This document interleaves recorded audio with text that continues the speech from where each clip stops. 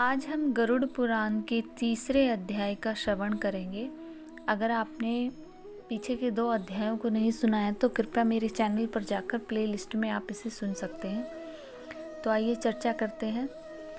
गरुड़ जी ने कहा, हे केशव, यम मार्ग की यात्रा पूरी करके यम के भवन में जाकर पापी किस प्रकार की यातना को भोगता है, वह मुझे बतलाइए। श्री भगवान बोले, हे विनीता के पुत्र गरुड़, मैं नरक यातना को आदि से अंत तक कहूँगा, सुनो। मेरे द्वारा नरक का वर्णन किए जाने पर उसे सुनने मात्र से ही तुम काँप उठोगे। हे कश्यप नंदन, भवभीतिपुर के आगे 44 योजन में फैला हुआ धर्मराज का विशाल पुर है। हाहाकार से परिपूर्ण उस पुर को देखकर पापी प्राणी क्रंदन करने लगता है। उसके क्रंदन को सुनकर यमपुर में विचरण करने वाले यम के गण प्रतिहार या द्वारपाल के पास जाकर उस पापी के विषय में बताते हैं। धर्मराज के द्वार पर सर्वदा धर्मध्वज नामक प्रतिहार स्थित रहता है। वह द्वारपाल जाकर चित्रगुप्त से उस प्राणी के शुभ अशुभ कर्मों को बताता है। उसके बाद चित्रगुप्त भी उसके विषय में धर्मराज से निवेदन करते हैं। हे ताक्षर्य, जो नास्तिक और महापापी प्राणी हैं, उन सभी के विषय में धर्मराज यथार्थ रूप से भली बात ही जानते हैं। तो भी वे चित्रगुप्त से उन प्राणियों के पाप के विषय में पूछते हैं और सर्वज्ञ चित्रगुप्त को श्रवणों से पूछते हैं। श्रवण ब्रह्मा के पुत्र हैं। वे स्वर्ग, पृथ्वी और पाताल में विचरण करने वाले तथा दूर से ही सुन और जान लेने वाले हैं। उनके नेत्र सुदूर के दृश्य को भी देखने वाले हैं। श्रवणी नाम की उनकी पृथक पृथक पत्नियां भी उसी प्रकार के स्वरूप वाली है, अर्थात श्रवणों के समान ही है। वे स्त्रियां भी सभी प्रकार की चेष्टाओं को तत्वत जानती है। मनुष्य छिपकर अथवा प्रत्यक्ष रूप से जो कुछ करता है, वह कहता है, वे सब श्रवण और श्रवणियाँ चित्रगुप्त से बताते हैं। वे श्रवण और श्रवणियाँ धर्मराज के गुप्तचर हैं, जो मनुष्य के मानसिक, वाचिक और कायिक सभी प्रकार के शुभ और अशुभ कर्मों को ठीक ठीक जानते हैं। मनुष्य और देवताओं के अधिकारी वे श्रवण और श्रवणियाँ सत्यवादी है। उनके पास ऐसी शक्ति है जिसके बल पर वे मनुष्यकृत कर्मों को बतलाते हैं। व्रत, दान, सत्य वचन से जो मनुष्य उन्हें प्रसन्न करता है, उसके प्रति वे सौम्य तथा स्वर्ग और मोक्ष प्रदान करने वाले हो जाते हैं।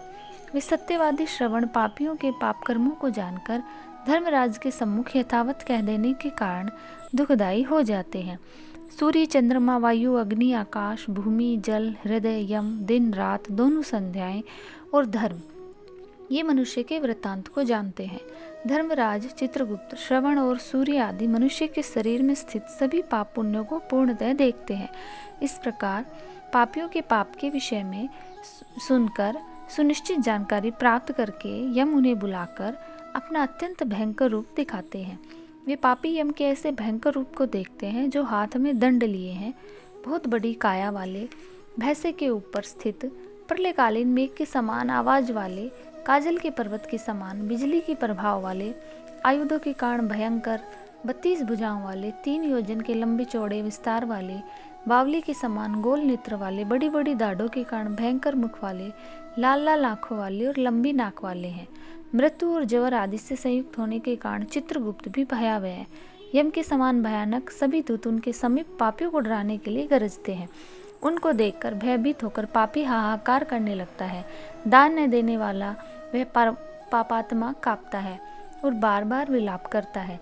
तब चित्रगुप्त यम की आज्ञा से क्रंदन करते हुए और अपने पाप कर्मों के विषय में सोचते हुए उन सभी प्राणियों से कहते हैं, अरे पापियों, दुराचारियों, अहंकार से दूषितों, तुम अविवेकियों ने क्यों पाप कमाया? काम से, क्रोध से, पापियों की संगति से जो पाप तुमने किया है वह दुख देने वाला है। फिर भी मूर्खजनों, तुमने वह पाप कर्म क्यों किया? पूर्व जन्म में तुम लोगों ने जिस प्रकार अत्यंत हर्षपूर्वक पाप कर्मों को किया, उसी प्रकार यातना को भोगना चाहिए। इस समय यातना क्यों तुम्हें दुखदायी लग रही है? तुम लोगों ने जो बहुत से पाप किए, वे पाप ही तुम्हारे दुख के कारण हैं। इसमें हम लोग कुछ नहीं कर सकते। मूर्ख हो, पंडित, दरिद्र या धनवान और सबल हो या निर्बल, यमराज सभी से समान व्यवहार करने वाले कहे गए हैं। चित्रगुप्त के इस प्रकार के वचनों को सुनकर वे पापी अपने कर्मों के विषय में सोचते हुए चुपचाप बैठ जाते हैं। धर्मराज भी चोर की भांति निश्चल बैठे उन पापियों को देखकर उनके पापों का मार्जन करने के लिए यथाचित दंड देने की आज्ञा करते हैं। इसके बाद वे निर्दयी दूत उन्हें पीटते हुए कहते हैं, हे पापी, महान, घोर और अत्यंत भयानक नरकों में चलो। यम के आज्ञाकारी प्रचंड और चंडक नामक 2 दूत इस पास से उन्हें बांधकर नरक की ओर ले जाते हैं। वहाँ जलती हुई अग्नि के समान प्रभाव वाले एक विशाल वृक्ष है जो 5 योजन में फैला हुआ है तथा ये 1 योजन ऊंचा है। उस वृक्ष के नीचे मुख करके उसे सांकलों से बांधकर वे दूत पीटते हैं। वहाँ जलते हुए वे रोते हैं, उनका कोई रक्षक नहीं होता। उस सालमली वृक्ष की भूख और प्यास से पीड़ित यमदूतों द्वारा पीटे जाते हुए अनेक पापी लटकते रहते हैं। वे आश्रय विहीन पापी अंजलि बांधकर हे कहते हैं, हे यमदूतों, मेरे अपराध को क्षमा कर दो। ऐसा उन दूतों से निवेदन करते हैं। बार बार लोहे की लाठियाँ, मगदरों, भालों, बर्छियों, गदाओं, मूसलों से उन दूतों के द्वारा वे अत्यधिक मारे जाते हैं। मारने से जब वे चेष्टा रहित मूर्छित हो जाते हैं, तब उन निश्चेष्ट पापियों को देखकर यम के दूत कहते हैं, अरे दुराचारियों पापियों, तुम लोगों ने दुराचरण क्यों किया? सुलभ होने वाले भी जल और अन्न का दान कभी क्यों नहीं दिया? तुम लोगों ने आधा ग्रास भी कभी किसी को नहीं दिया और नहीं कुत्ते और कोये के लिए बलि दी।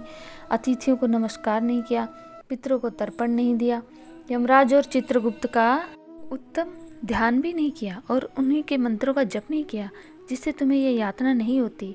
कभी कोई तीर्थ यात्रा नहीं की, देवताओं की पूजा नहीं की, गृहस्थ आश्रम में रहते हुए भी तुमने हंतकार नहीं निकाला, संतों की सेवा नहीं की, इसलिए स्वयं अपने किए हुए पाप कर्मों को भोगो। चूंकि तुम धर्महीन हो इसलिए तुम्हें बहुत अधिक पीटा जा रहा है। भगवान हरि ही ईश्वर है, वे ही अपराधों को क्षमा करने में समर्थ है। हम तो उन्हीं की आज्ञा से अपराधियों को दंड देने वाले हैं। ऐसा कहकर वे दूत निर्दयतापूर्वक उन्हें पीटते हैं और पीटे जाने के कारण वे जलते हुए अंगार के समान नीचे गिर जाते हैं। गिरने से उस सालमली वृक्ष के पत्तों से उनका शरीर कट जाता है। नीचे गिरे हुए उन प्राणियों को कुत्ते खाते हैं, वे रोते हैं। रोते हुए उन पापियों के मुख में यमदूत धूल भर देते हैं तथा कुछ पापियों को विविध पाशों से बांधकर मुग्धरों से पीटते हैं। कुछ पापी आरे से काष्ठ की भांति 2 टुकड़ों में किए जाते हैं और कुछ भूमि पर गिराकर कुल्हाड़ी से खंड खंड किए जाते हैं। कुछ को गड्ढे में आधा गाड़कर सिर में बाणों से भेदन किया जाता है। कुछ दूसरे पैरने वाले यंत्र में डालकर गन्ने की भांति पैरे जाते हैं। कुछ को चारों ओर से जलते हुए अंगारों से युक्त उस जलती हुई लकड़ी से ढककर लोह पिंड की भांति धधकाया जाता है और कुछ को घी के खोलते हुए कहाड़े में डालकर, कुछ को तेल के कहाड़े में तले जाते हुए तथा बड़े की भांति इधर उधर चलाया जाता है। हरे कृष्णा, राधे राधे।